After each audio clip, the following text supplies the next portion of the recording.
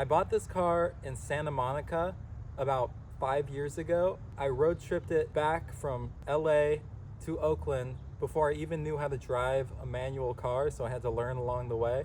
Now this car was a pristine, white, perfect example Miata, and I probably spent too much money on it, but it was one of the nicest cars I could find in my price range. About 2.5 years ago, however, this car was stolen while being parked right here at about 3 a.m.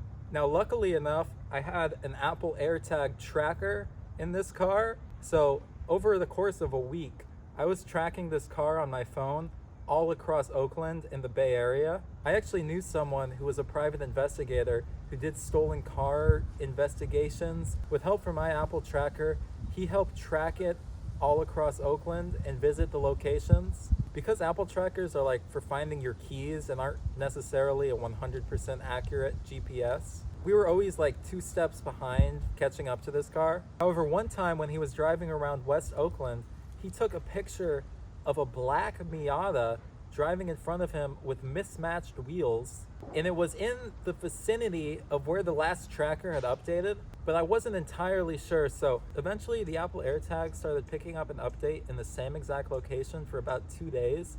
It was underneath the Coliseum BART, and on the way home from work one day, I decided to drive by. I was convinced the battery had just run out in the tracker and it was picking up a false signal. However, when I drove by, I'm seeing a black NB Miata very similar to mine in the corner.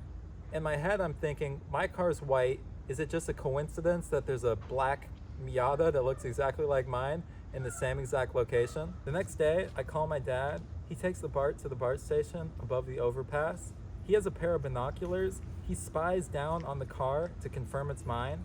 He calls the police. They say they'll try to get there, but they probably won't unless it's an emergency and someone is getting in the car. Someone in like a black mask and a backpack gets in the car. My dad calls the police, says, hey, this guy's getting in the car. Turns out the guy actually got out of the car. He wasn't driving away. But that triggered kind of an emergency call to the police. And about 6 police cars and a chopper all pull up to this underpass. I'm standing back across the street because I'm expecting some sort of shootout to happen.